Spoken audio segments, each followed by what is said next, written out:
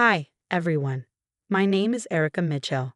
Never in my wildest dreams did I think my business degree from NYU would lead me to hiding my success from my own family. 3 years ago, I met John Mitchell at a cozy coffee shop. He was charming, kind, and everything I thought I wanted. Our love story felt like a dream until I met his mother, Victoria. "You could save so much money living here," Victoria had said after our wedding, gesturing grandly around her sprawling mansion. "Why waste money on rent? Families should stick together." John squeezed my hand, his eyes pleading. "Mom's right, honey. We could save for our own place so much faster." The warning signs should have been obvious, but I ignored them. Within weeks, Victoria had taken over our finances. "Let me handle the bills, dear," she cooed with that syrupy smile of hers. "You're both so busy. Just hand over your paychecks, and I'll make sure everything's taken care of." John nodded eagerly. "See, Mom's amazing with money. We're so lucky." But our savings never seemed to grow. Every time I asked about our account balance, Victoria would wave me off. "Oh, you know how expenses are," she'd say breezily, then shift the conversation. "By the way, where were you yesterday afternoon?" It didn't take long to realize she was tracking me. She'd call out of the blue, show up unannounced at places I'd mentioned, and even check my car's mileage. Around that time, my best friend Diana offered me a position at her marketing firm. "Girl, you're wasting your talent," she said over coffee. "I need someone with your skills." I took the job, but I didn't tell Victoria. Instead, I told her I'd joined a book club. For 3 months, I kept the job a secret, quietly building my own savings. John, too preoccupied with earning his mother's approval, didn't notice a thing. "You've always been such a disappointment," I overheard Victoria scold him once. "Thank God you at least married someone with a decent head on her shoulders." Occasionally, John's father, Peter, would visit. He'd hand over checks to fund Victoria's extravagant tastes. "Nothing but the best for my Vicky," he'd say with a grin, blissfully unaware of her manipulations. Then came the LinkedIn post. Diana's company landed a major client, and she tagged me in a celebratory photo.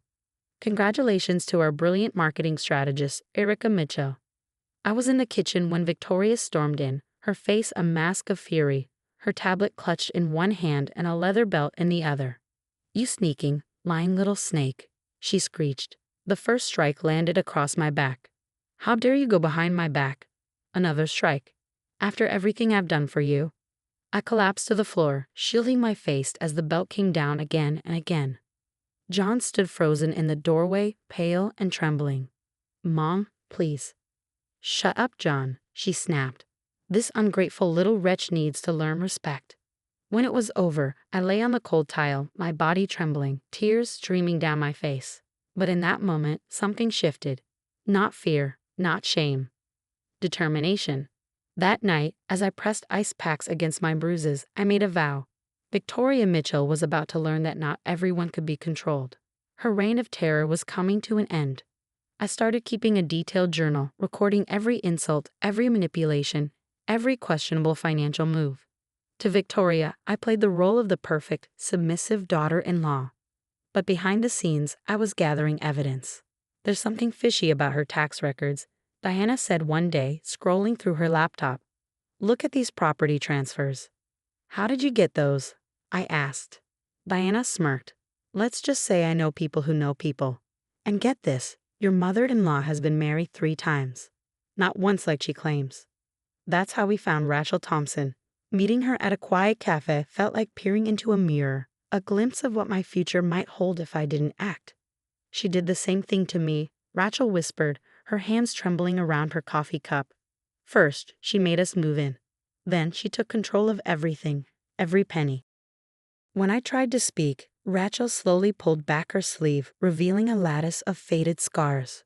"Robert, her second son, just stood there," she said, her voice cracking. "Watched, just like your James does." "Did you ever report her?" I asked softly. Rachel gave a bitter laugh. "She convinced everyone I was mentally unstable. Even Robert believed her. The divorce ruined me." Her words lingered as I noticed Victoria's behavior shifting. She started having frequent secretive meetings with a man named Marcus Reynolds. One afternoon, I overheard them in Victoria's study. "The invoices need to look legitimate," she said in a low voice. "Peter can't suspect a thing." Relax, Vicky, Marcus replied. We've been siphonning money from his company for months. He's too love-struck to notice. Heart pounding, I carefully cracked the door open, recording their conversation on my phone. What about your current son? Marcus asked. Any chance he'll inherit soon? Victoria's laugh was cold, cruel. James, that pathetic fool would sign over everything to me anyway. But Peter's been talking to his lawyer about changing the will. We need to move faster. Meanwhile, James was unraveling. One night, I found him sitting on the edge of our bed, staring blankly at the wall. I can never make her happy, Erica, he whispered. Nothing I do is ever enough. Maybe that's because. Don't, he cut me off, his voice sharp. You don't understand. Mom sacrificed everything for me. Did she? I asked gently. Or is that just what she wants you to believe? He didn't respond, just turned away and popped another antidepressant. Victoria had convinced him he needed them years ago. But I was starting to wonder if they were doing more harm than good. Later that week, I caught Victoria tampering with his medication. Just helping him sleep better, she said sweetly, her eyes glittering with malice. A mother knows best. I pocketed one of the pills when she wasn't looking. Whatever game she was playing, it was darker than I'd imagined. And James was too ensnared in her web to see it. That night, I called Diana. I need a good private investigator, someone who can't be bought. Already on it, she said, but Erica, be careful. People like Victoria are dangerous when cornered. I know, I said, staring at my reflection in the bathroom mirror, but I'm more dangerous when I've been pushed too far. Gone was the frightened daughter-in-law. In her place stood someone stronger, someone who wouldn't let Victoria destroy another life. The next day, I met Peter at a quiet diner outside of town. His face turned ashen as I laid out the evidence. These invoices are fake, I said, sliding the documents across the table. Victoria and Marcus have been stealing from your company for years. No, he whispered, his hands trembling as he examined the papers. She wouldn't? She did, I said firmly, and the private investigator found offshore accounts. They're planning to transfer everything within the week. Peter's voice broke. I trusted her. God, I trusted her with everything. Leanna's investigator, Mike, had uncovered more than I expected.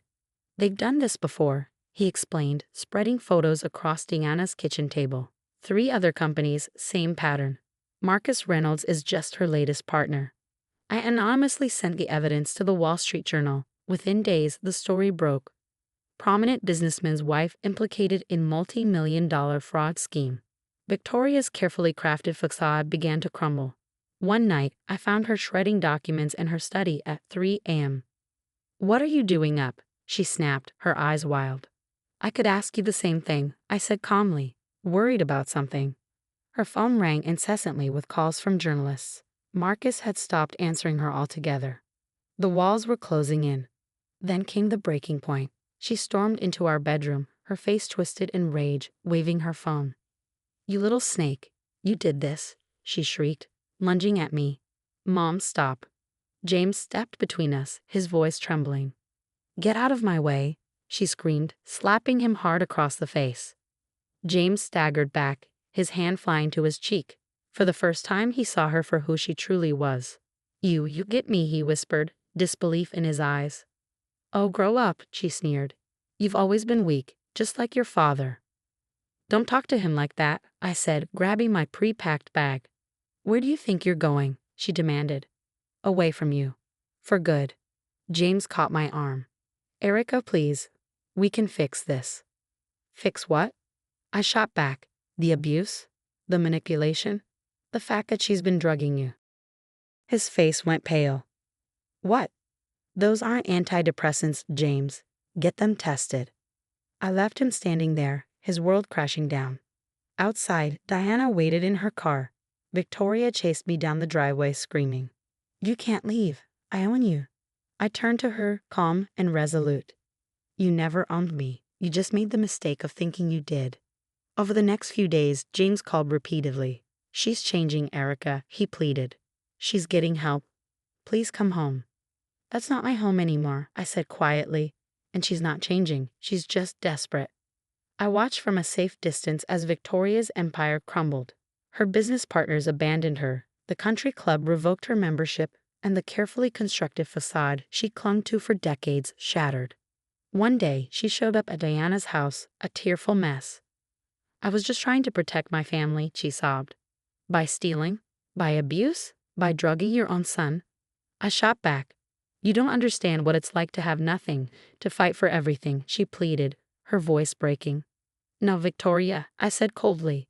"You don't understand what it's like to have everything and still be empty inside." I closed the door on her. Her tears, like everything else about her, were fake. The headline that followed was almost too good. "Business partner turns state's evidence in Mitchell fraud case." Marcus Reynolds had folded like a house of cards. "I can prove she orchestrated everything," he told investigators, his hands trembling as he handed over a thick folder. Recordings, documents, emails, bank transfers, everything dating back 5 years. Diana squeezed my hand as we watched Victoria's perp walk on TV. Her designer outfit and perfectly coiffed hair couldn't disguise the desperation in her eyes. The once mighty Victoria Mitchell was finally tasting the bitterness of her own medicine. "Not so mighty anymore," Diana smirked, pouring us both a celebratory glass of wine. Then James called. His voice was clear for the first time in years, free of the fog Victoria's drugs had trapped him in. "The pills, Erica, you were right. The doctor said she'd been giving me sedatives, not antidepressants," he admitted, his voice cracking. "I can't believe she'd do that. To her own son." "Believe it," I said quietly. "It's who she's always been. You just couldn't see it." "I filed for divorce from her control. I'm selling the mansion. Erica, can we maybe?" "No, James. That ship sailed a long time ago," I said firmly. "You stood by while she abused me. Some things can't be fixed with an apology. I'll always regret that." "Good, you should." 2 years passed like a cleansing rain. Diana made me a partner at her firm, and we expanded to 3 cities. Life was brighter, freer. During our annual leadership conference, I was presenting when I noticed a familiar figure lurking in the back row. Victoria. Her once flawless designer wardrobe had been replaced by ill-fitted discount clothes. Her makeup couldn't mask the toll of her fall from grace.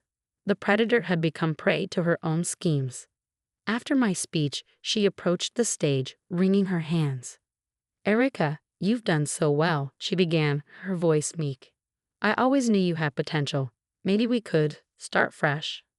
I held up my hand, stopping her mid-sentence. "Stop right there. You're not here to congratulate me. You're here because you've lost everything, your money, your status, your control over James. And now you think you can manipulate me one last time." "I've changed," she insisted. "I've been seeing therapists."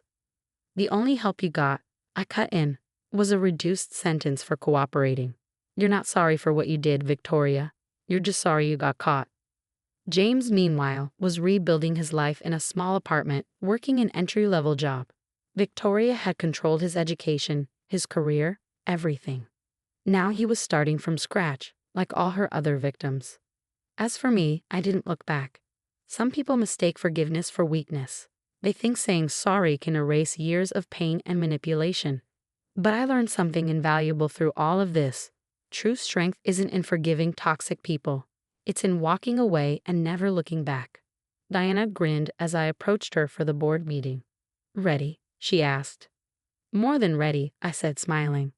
We stepped into the room, the door clicking shut behind us. Victoria stayed exactly where she belonged, in the past, along with all the other nightmares I'd overcome.